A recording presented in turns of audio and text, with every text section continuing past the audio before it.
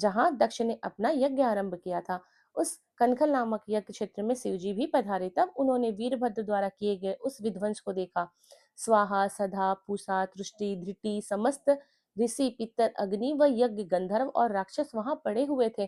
कितने ही लोग अपने प्राणों से हाथ धो चुके थे। तब भगवान शिव ने अपने परम पराक्रमी सेनापति वीरभद्र का स्मरण किया। याद करते ही वीरभद्र तुरंत वहां प्रकट हो गए और उन्होंने भगवान शिव को नमस्कार किया।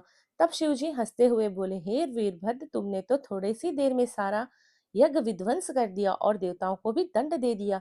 हे वीरभद्र, तुम इस यज्ञ का आयोजन करने वाले दक्ष को जल्दी मेरे सामने ले आओ।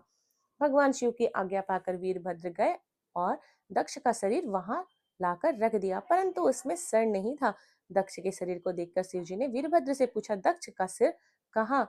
तब वीरभद्र ने बताया कि दक्ष का सिर काटकर उसने यज्ञ अग्नि में डाल दिया था। तब शिव जी के आदेश अनुसार बकरे का सिर दक्ष के धड़ में जोड़ दिया गया। जैसे ही शिव जी की कृपा दृष्टि दक्ष के शरीर पर पड़ी, वह जीवित हो गया। दक्ष के शरीर में प्राण आ गए और वह वहां इस प्रकार उठ बैठा जैसे गहरी नींद से उठा हो। उठते ही उसने अपने सामने महादेव जी को देखा। उसने उठकर उन्हें प्रणाम किया और उनकी स्तुति करने लगा। उसके हृदय में प्रेम उमड़ गया और प्रसन्नचित्त होकर उसने कसूलित हृदय निर्मल हो गया। तब दक्ष को अपनी पुत्री का भी स्मरण हो गया और इस कारण दक्ष बहुत लज्जित महसूस करने लग गया। तत्पश्चात अपने को संभालते हुए दक्ष ने करुणानिधि भगवान शंकर से कहा, हे कल्याणमय महादेव जी, आप इस जगत के आदि और अंत है। आपने इस सृष्टि की रचना का विचार किया है। आपके द्वारा ही हर जीव की उत्पत्ति होती है।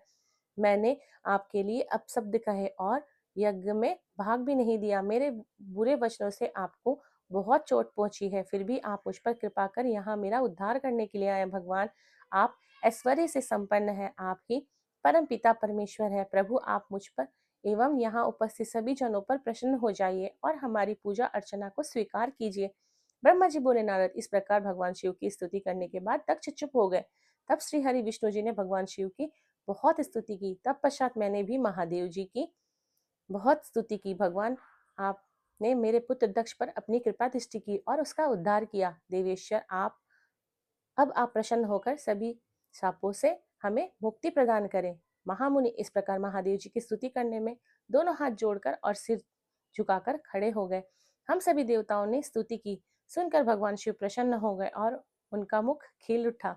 तब वहां उपस्थित इंद्र सहित अनेक सिद्धों, ऋषियों और प्रजापतियों ने भी भक्त वत्सल करुणानिधि भगवान शिव को अनेक बार स्तुति की। यज्ञशाला में उपस्थित अनेक